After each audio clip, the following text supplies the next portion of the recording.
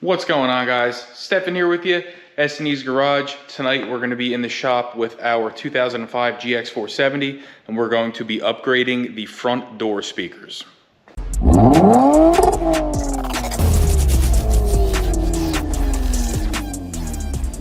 Video, you'll see that we went ahead and upgraded to this Sony Apple CarPlay Android Auto head unit. It's great, I love it. But when we bought this vehicle, it did have a blown passenger front bass speaker, the 6x9 down here. Anytime the bass hits, there's a notable rattle from that area. So we're going to go ahead and address that today, and we're also going to be swapping out the mid-range with a better speaker. These tweeters sound nice, and they look like a high-quality unit. They look like a dome tweeter, so I'm not going to do anything with the tweeters, and I'm not trying to reinvent the wheel here by going with a full component setup because we are still running the factory amplifier. So we just want to replace what we need to replace to revitalize the system a little bit. I'm not looking to win any awards, and this is how we're going to do it. So what we went with here for the 6x9s or the bass speakers is the Alpine S2-S69. And then we also have this pigtail harness made by Metra. It is a 72-8104. I'll leave these speakers and this in the video description below. And then we also have the 6x9 adapter here that allows us to bolt these speakers right in without any modifications. It's going to be a Metra also 82-8146. I'll leave these in the video description below as well. And then we went ahead and purchased these kickers. These are where's the model number here so I can tell you what they are. The KSC 270. These are made specifically for Toyota Lexus vehicles. I believe they fit in Jeep and a couple of other different models, but they have vehicle-specific brackets that allow you to bolt these right up so there's no modifications needed.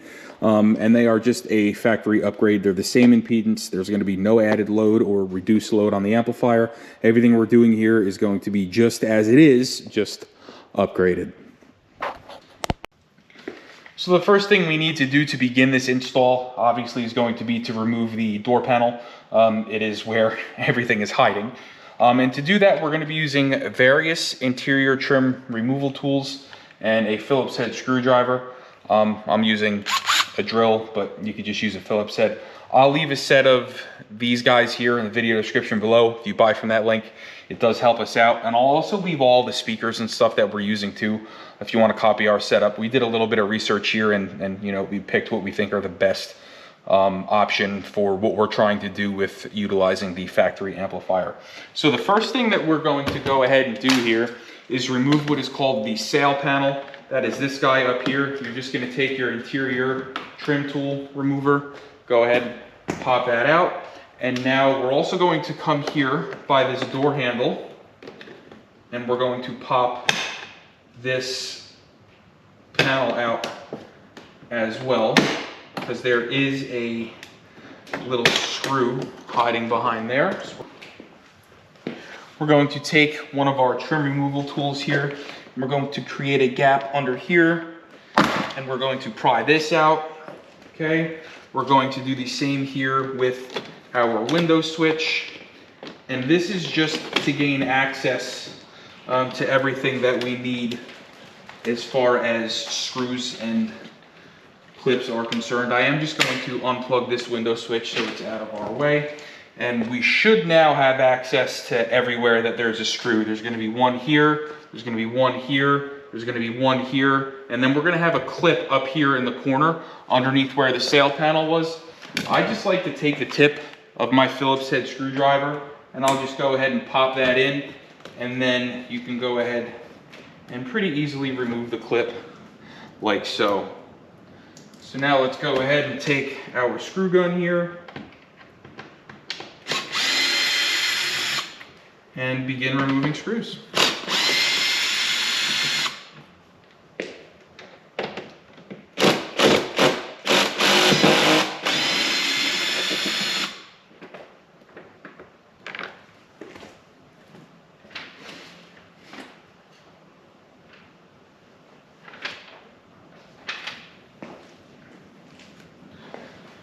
Once we get to that point, we can come down at the bottom with our large trim removal tool, and we're gonna find a gap that we can slide this thing, and we're gonna, just like that, start popping this door panel off.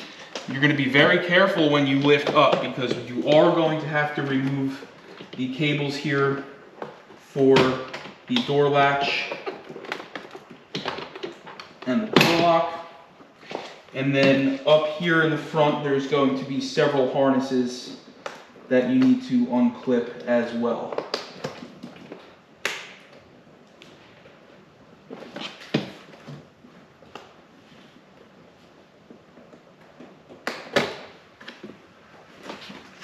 And then there's one back here in the back. It's going to be 4 in total. Let's take a look at that factory 6x9, and we're going to basically show you exactly why it needs to be replaced. So when looking at this factory speaker, we can just see that it is absolutely falling apart. The rubber surrounds are coming off of the woofer. It's just not in good shape. It's, you know, this is a 2005, car's old, they age. So now we're going to go ahead very carefully unclip this. That's now out of the way. We're going to go ahead and take a 10mm or Phillips head, whichever flavor you prefer, and we're going to go ahead and remove the speaker. Just go ahead and remove this.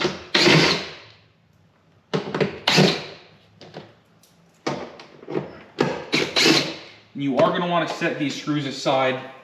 You are going to be reusing them. And now we're just going to go ahead and remove the speaker, but it appears to be practically glued in place. So let's use our interior trim tool here to create a gap.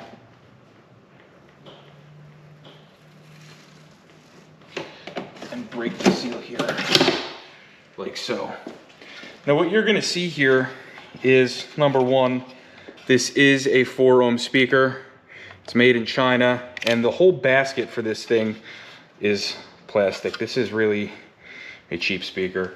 So let's go ahead, let's get the new woofer out of the box. Let's go ahead and get one of our adapters, and let's set it into place. So we're gonna go ahead and assemble the speaker and the adapter plate here on what I would like to call the bench. All I went ahead and did is run our wire harness adapter through this little slot here on the adapter, and then you'll see I plugged the spades into the magnet. So now we're just going to go ahead and take these screws and get them started here on this adapter. Now, one thing I do want to show you with these Alpine speakers, let me grab the other one really quick, is just how nicely these are constructed. It's got a full metal basket that the voice coil and the diaphragm sit in. The whole structure of this speaker is just bigger, the magnet's bigger, it's sturdier. And even though we're only utilizing the factory amplifier in this vehicle, I do feel that this is going to be a huge improvement in sound, because not only are we replacing blown 20-year-old speakers, even if those speakers weren't blown, say we were doing this 20 years ago, this would still be a huge improvement just because of the design of these speakers. And not to mention, we're also adding another tweeter into the mix. So we'll get some more highs out of the doors as well. It's gonna sound better. There's no ifs, ands, or buts. Let me go ahead and get my screw gun and run those screws down. And there you have it. Speaker is screwed into the adapter. We can go ahead and put this adapter in the truck. And it's that easy. You're just gonna screw this whole assembly back into the door, just like the one we removed, and you're going to plug in your door speaker. Now, the wire lead here is gonna be a little bit longer, so I just went ahead and zip tied it up here to this harness. It's not gonna be in the way. One thing you are gonna wanna do before you put your door panel back on is, if you have any clips like this, like we have a Rogue one here that didn't come out, you're just gonna wanna go ahead and very carefully remove it and then reinstall this in your door panel so it goes on easier.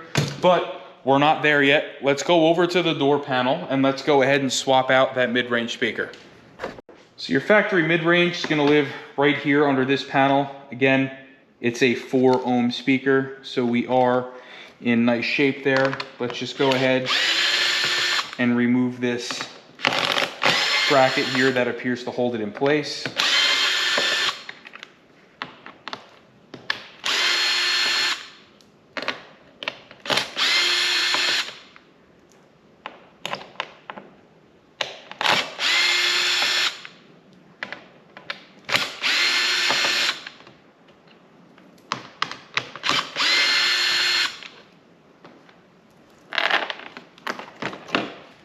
Now, let's just flip it upside down and take a look at how chintzy it looks and pull these two screws out.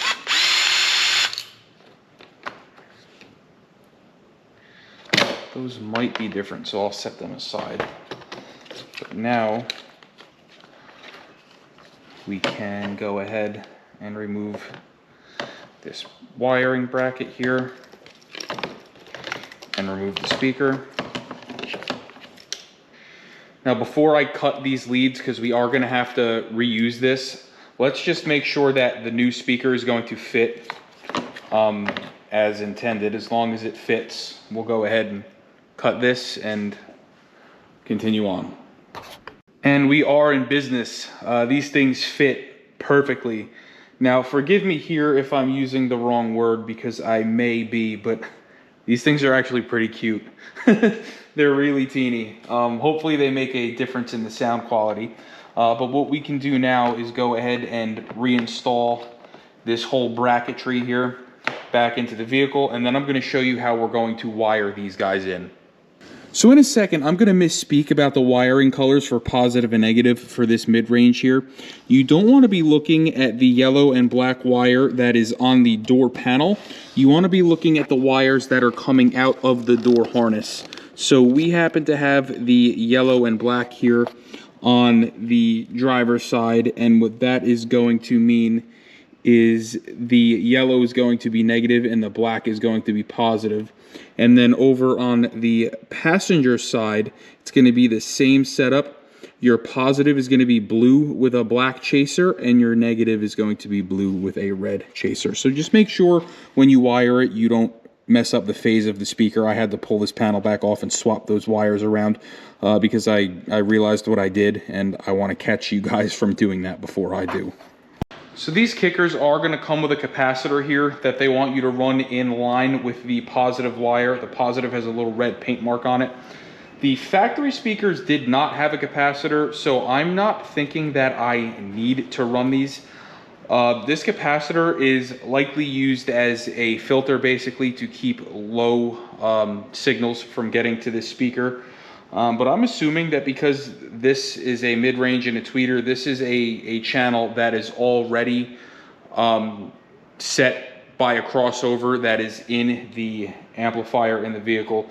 So I'm going to try to run without it at first. If I have a problem, I'll put them in. But it is super easy. They plug right in. You don't have to solder them. And then you're just going to run electrical tape around each end of the capacitor to keep any wiring problems from happening, like any short circuits or anything like that. So we're just going to go ahead, we're going to cut these leads off.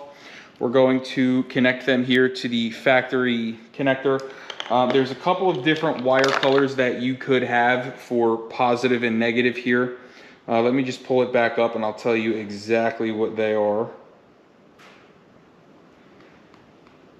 So for the left front door mid-range, positive could be green or black, and negative could be black or yellow.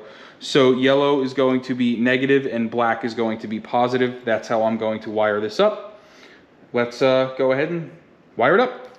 And all that's left to do now, go ahead and plug everything in and rehang our door panel. And do not forget to reconnect your cables for both the door lock and the grab handle. Now we can go ahead and hang our door panel back on the door sill.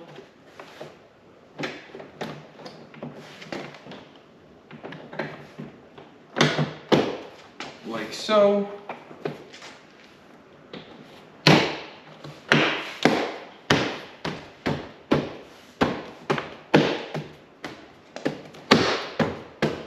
clip everything into place.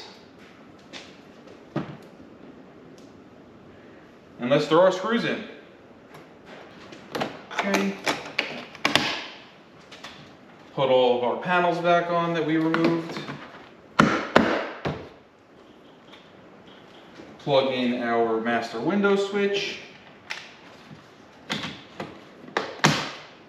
And we're done. Let us go ahead, get the other side done off camera, and we'll check out the end result. All right, guys, we got everything here wrapped up. Both the driver and the passenger side are done. I did just want to make a note. I addressed this already.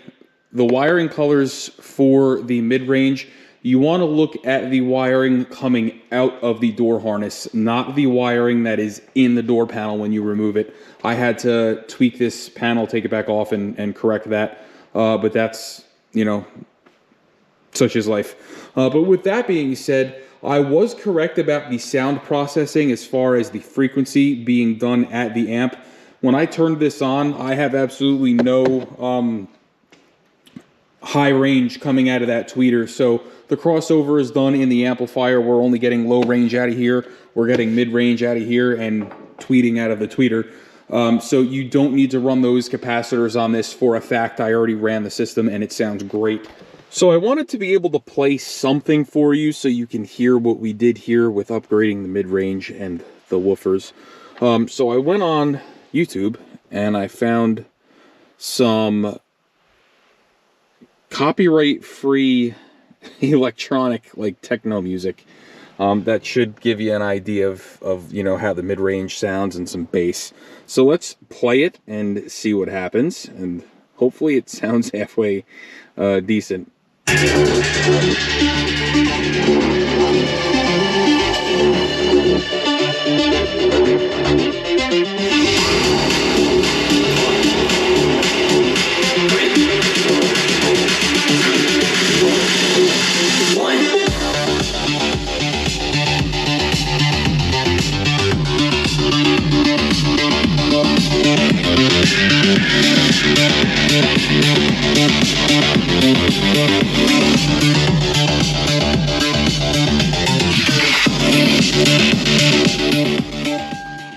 So hopefully that gives you an idea. That was pretty loud and there was no distortion. The sound was nice and crisp. And I am actually extremely happy with how this came out, considering we are basically just replacing the speakers and using the 20-year-old amplifier that has been in this truck since it was produced. So with that being said, like I said, everything's going to be in the video description below. You can buy from those links. It'll help us out. If this video helped you, please like, share, and subscribe. I couldn't really find too much on a non-Mark Levinson sound system GX, so hopefully this answers some of your questions. And now that I see how bad the front door speakers are, we are going to be very soon ordering a set of speakers here for the back door, and we're going to go ahead and take care of them as well in another video. So please like, share, subscribe. We'll see you next time.